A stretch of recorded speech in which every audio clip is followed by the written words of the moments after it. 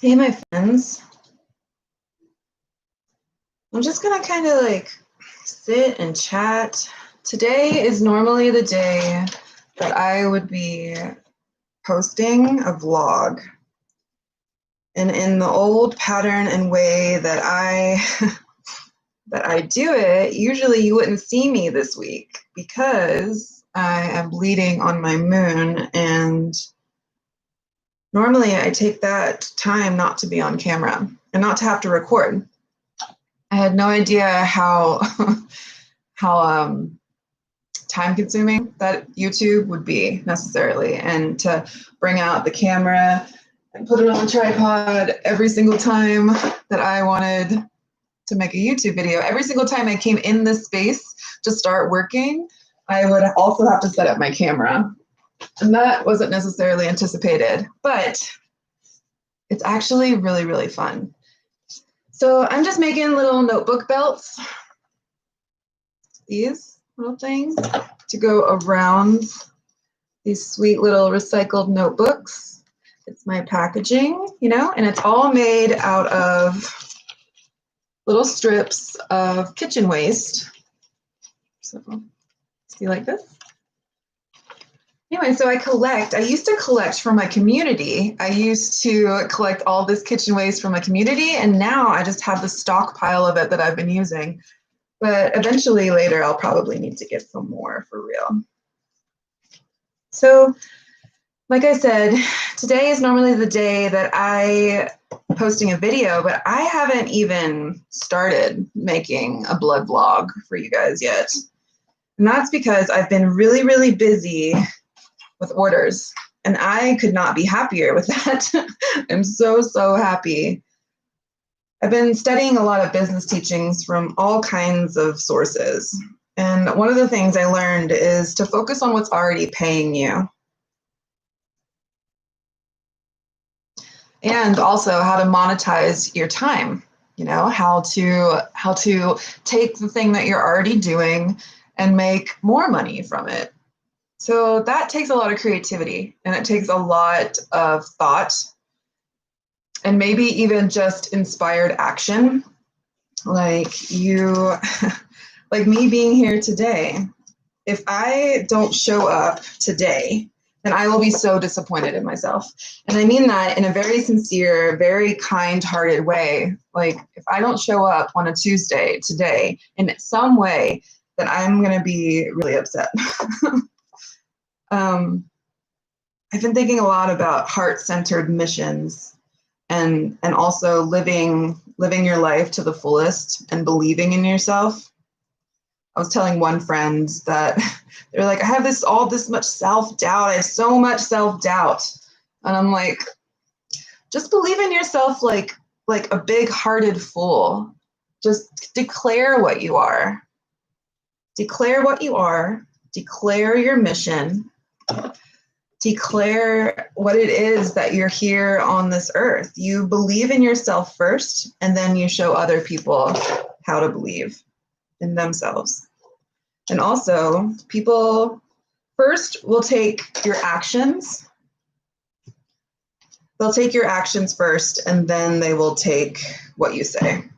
So today, according to my plan, I'm supposed to come out with a blood vlog. Haven't even started the blood vlog. Don't even know if I'll make it. I'm perfectly okay with that because I'm making these sweet little notebook belts for your notebooks. Cute. And then they just like slide on the book like this. So I wanted to get on live today. I've never been on YouTube live. Hi, everybody. If you aren't used to YouTube Live, then go ahead and go to my profile or any video and just click the bell. And then when I sporadically and randomly go live, then you guys can come talk to me. I really want you here to talk to me. So I want to tell you a little bit about what got me here. Because in this year, 2020, I've completely changed my life. And I don't mean the year has done it. It was me. It was 100% me who changed my life. I took great big leaps. I stood up for myself in places that I never have before. I also gambled with the notion that life is always supporting me. I also believed in my mission as a book witch and as a recycled bookbinder. I started in 2016, and I got this idea that I would create book boards similar to these. This is a book cover that I made. It's really thick. This one has 4 layers, but it used to have 6 layers on each cover. And I was making this out of recycled paperboard, the same stuff that you see here.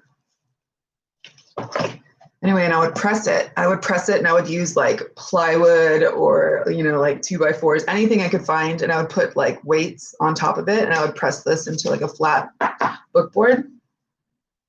And I started making books. When I first started making books, it was fabric. It was fabric. And it was from like my local thrift store. It was not even, it was so inconsistent that I had so many books that I couldn't even sell. There was like glue dots, wrinkles, unevenness. Sometimes the fabric I get would like pool on one side, or it would just look so bad, you guys. And I remember selling the ones that were a little bit better. And when I see them now and I look back and I'm like, oh God, your book has a wrinkle, your book has a glue dot. And I'm like, oh my gosh. Bless your heart for buying this human-made book. I appreciate it so much. Eventually I switched to paper because I was tired of the inconsistencies. I could have done some more product research and figured out glue and are best for bookbinding. I still might do that with time in the future. But I turned to paper, and that was really, really a good decision in my opinion, because now my job and my life is a lot less stressful. Like when I take a book cover out of the press, I don't have to consider like what exactly it's gonna look like or like the time it takes to put it in there. I digress. When I started an Etsy store, and I sold at my local farmers market and holiday craft fairs. It was pretty funny. My prices were lower. Like I remember getting in fights with my partner about how little money I was making. It was basically like I was giving money to my business. I was giving all my time to my business. My partner was like, "Where are you in life?" And I'm like, "I'm growing a business." He wanted support, and I was like, I need to do this. This is my life's purpose. I don't understand why. I can't explain it to you, but this is exactly why I'm here on the planet. I didn't know then what I know now, but at first it was like, I was really into self-publishing. I was into these things called zines, Z-I-N-E-S, zines, and they're just like self-published pieces of literature. It could be about your trip to Europe. It could be about Zapatistas. It could be about the political system. It could be about your favorite band. Anything goes. You publish it yourself. So I was really into zine culture. And I also was into building tools for people. So I came out with a couple zines of my own. There's like one pregnancy journey, one hitchhiking journey, and then my signature zine that only had one full publication. It was How to Save Your Life for Later. And How to Save Your Life for Later was just me sharing what was literally saving my life at that moment. So sometimes it was like food, sometimes it was like surrendering and acceptance, spiritual journeys. Anything goes when you write a zine. It's one of my favorite things to like share about. Not a lot of people know about it. I was really into publishing. Publishing was like one of my favorite things to do. And who knows why the heart calls to these things. I don't know why I was called to books and publishing. I did always write poetry when I was younger. I kept journals. I even wrote a couple of short stories about groups of friends and like all their inner dynamics and struggles and all those things. But then I knew that things had to change. So I was like, okay, I started at farmers markets first. And I was like, okay, after everyone in the town who like supported and loved me bought a book, there was like no one else to buy books. I mean, some people bought books for their friends for holidays and things, but it was very small town, very small market. And I did not have a lot of time. I had a newborn. It was a juggle. And sometimes it still is a juggle, but I'm a lot smarter, working a lot smarter, not harder these days. Let's see. When we went into Corona time this year, I couldn't sleep. It was like, I felt like the world was about to change. I felt like I was feeling like physical rumblings of a changing consciousness that wouldn't let go. I was studying astrology, and at that time I was trimming cannabis for months on end. So all I had to do was sit still and move my hands.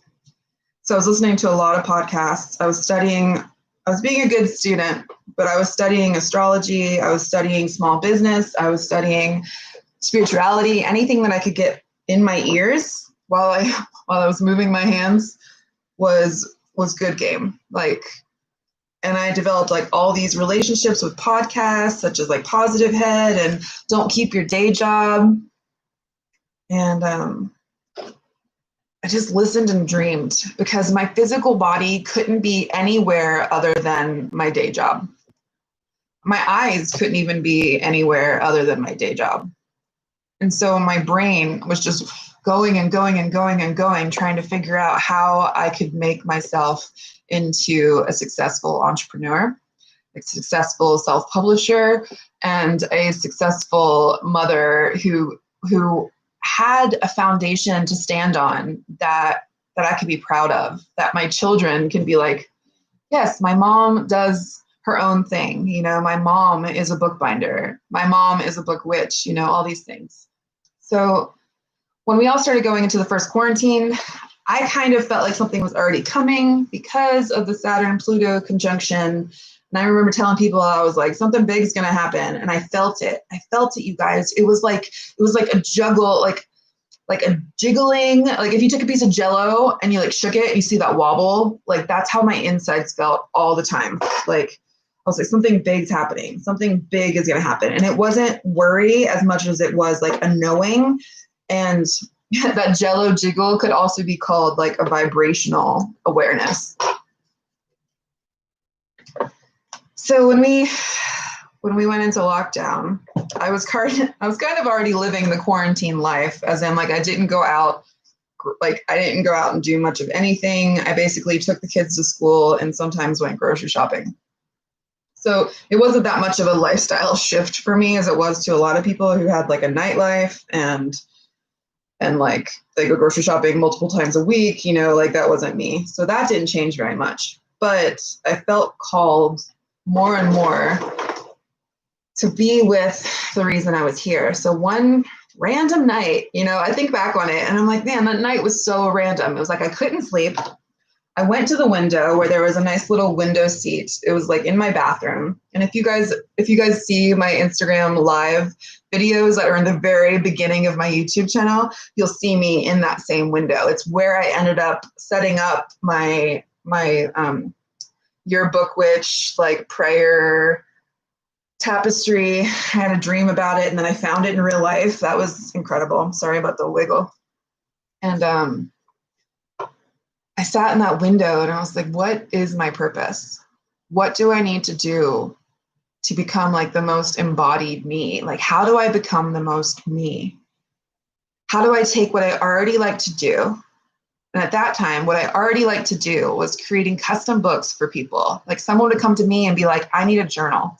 I need a journal and I need it for this reason. Like I'm starting a new business. I want a breastfeeding journal. I want something for my wedding. I want something for me and my partner. I want like couples books and things like that. And I loved knowing the purpose for the book. because I felt like if there was a purpose in the book, then I could channel in that purpose into binding it. My mind, my heart, my womb, everything was like going into that intention that they already gave me. Because then I was like trying to just come out with all kinds of like designs that I like, you know, but I was oftentimes really shocked at like what other people liked. Like I would make something and be like, this is the coolest thing ever. It wouldn't sell. I would make some other designs that were like, yeah, those are kind of cool. And then those would sell. And it was just like I learned that our personal tastes are a lot different. So I was like, okay, how can I create an offering that is online that does exactly what I like to do? I like to make books for people. And eventually I found the copy, the wording of that I like making magical books for magical people. I wrote it out. I got my journal, my own, and I wrote it out. And I was like, how would I do this? And it was just by the light of the moon, sitting in the dark. I had a candle lit. I had just smoked a joint. Like I was like in the zone. The house was quiet. It was like 2 to 4 o'clock in the morning. And it came through me like a lightning bolt. It came through me and it was so easy, you guys. It was so easy to come up with the 3 calls. I came up with this, that gathering the bones is figuring out who that person is. What does their soul want? What do they desire? What is the book for? What are they trying to create? That's what we do on the first call. That's called gathering the bones. The second call, spell binding. I ask the person, okay, if you could have an energy, an intention, a spell for this book, what would it be? What exactly would you have it be? You know? And that changed through time, but that was the intention. I was like, okay, I want the person to come to me with an intention. I'll come to them with all of these different like paper ideas, all these different things that I think represents them and their intention and their purpose for the book. So that's the second call. The second call is spell binding, spell weaving. The third call is after the book is already made, okay? Because I don't want to just like ship someone a product and be like, oh, cool, we're done here. That did not feel good to me. It felt like, okay, there's still like some kind of closing ceremony. So I knew that every time it had to be a ceremony. I bring in the candle, I bring in some elements, I think about holding space and letting go of everything else. It's like really creating a container for this magical work to be done. So the third call is after they already received their book, and it's called a book blessing. So the book blessing is me and them dropping into a meditation, bringing their own energy from their core, from wherever that core of them is at that moment, and then placing that energy into the book. Then I cut my cords. Anything that I have placed into them or their book, I release all of that, and then we close out. It's really the all-encompassing, like no part of the process would be complete without all three.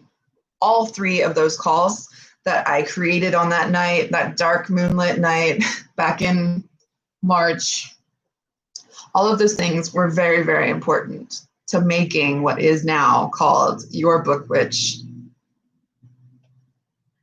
I also had to own that name. It was harder than I want to talk about, honestly, because I was like feeling like I was going to alienate people or alienate myself. I was going to like ostracize myself by calling myself a witch, but I already knew.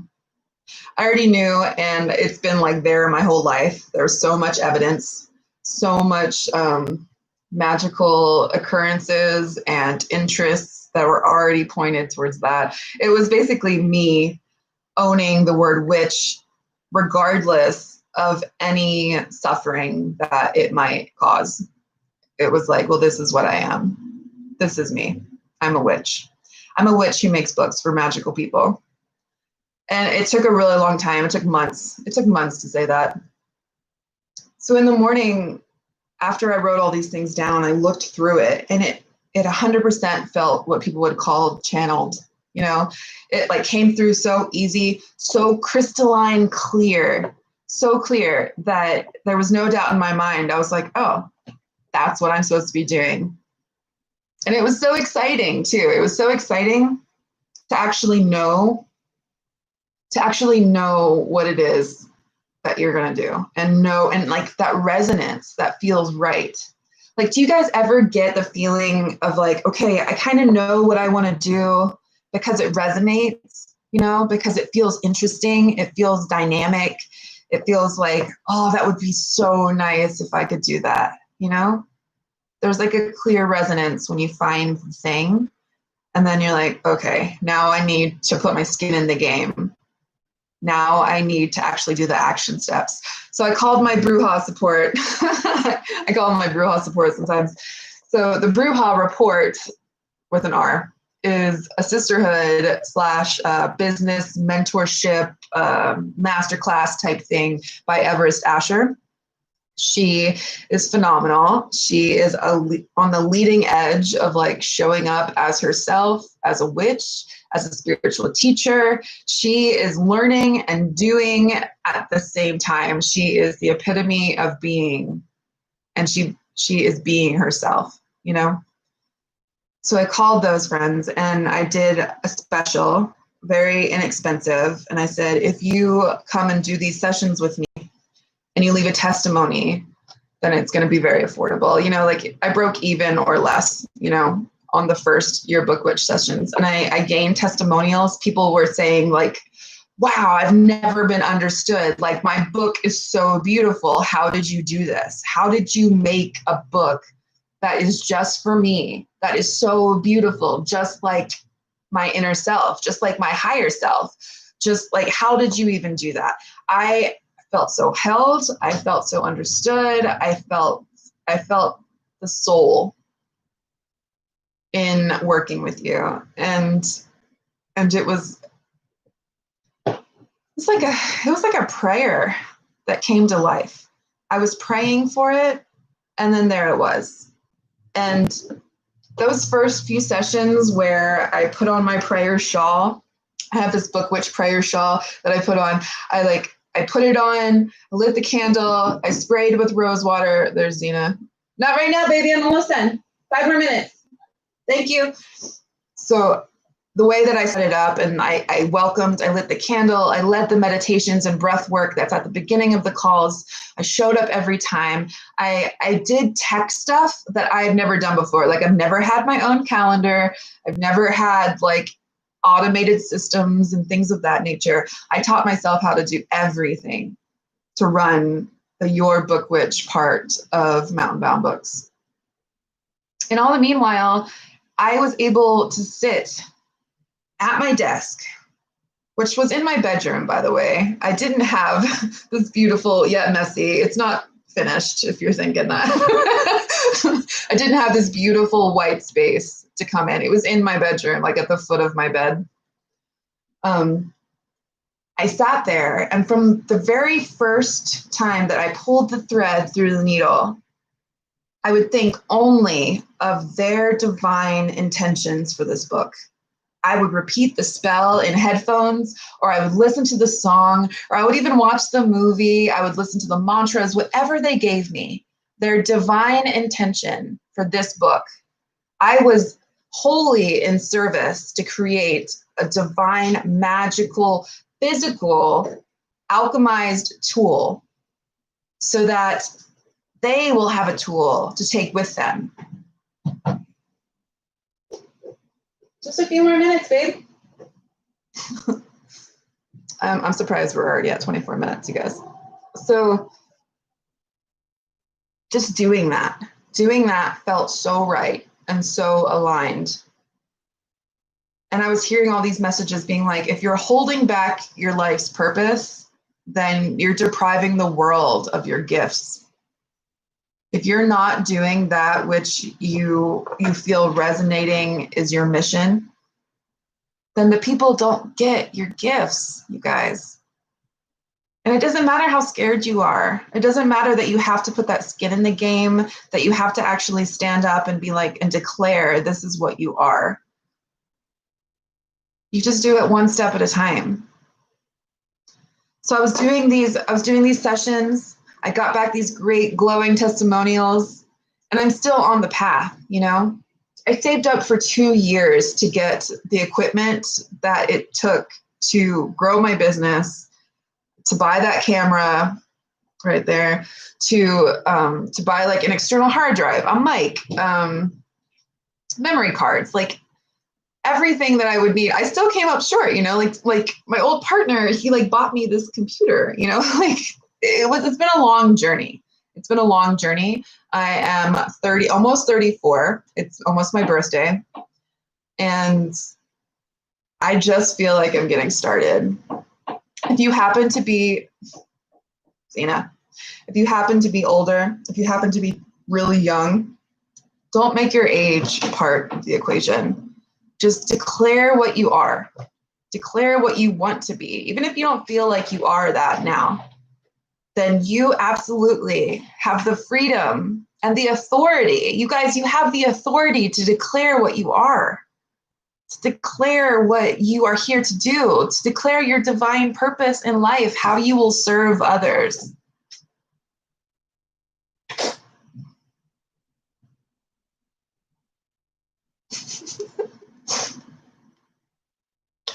I didn't do a blood vlog today, my friends, but I'm here with you. I'm getting through orders. I got 6 more worksheets with her to do school. I got to do my dishes. You know, we're all divine beings in a human suit. And I'm going to keep showing up in all of my imperfections. Come here, Zena. Come here. I will keep showing up in all my imperfections because even though we're human, we have so much to give. And you don't need to feel like you don't have enough. You don't need to feel like you're not good enough. You just need to know what you are and declare what you are as your own personal inner authority. Like your own inner authority. You're the boss of your life. You decide. Thank you guys for being here with me. I guess I've said enough. I will see you next week. Last week's vlog, okay, housekeeping. Last week's vlog is still not done being edited by Linda. So I will post that whenever it gets here. And my birthday wish, my birthday is on December 7th. My birthday wish is I want more Book Witch clients. I would love to create a magical book for your little magical self. Or you can give it as gifts to other people. So I'm going to leave the link in the description of this video. And it's just my calendar. It's my calendar. I won't be raising my prices. I absolutely love the price point that I am at. I think that it is good. You say bye? Okay, guys. Thank you for being here. We're all on this journey together. We have to keep rising. We have to keep lifting the tide so that all boats can be free and who they want to be. See you guys next time. Bye. End.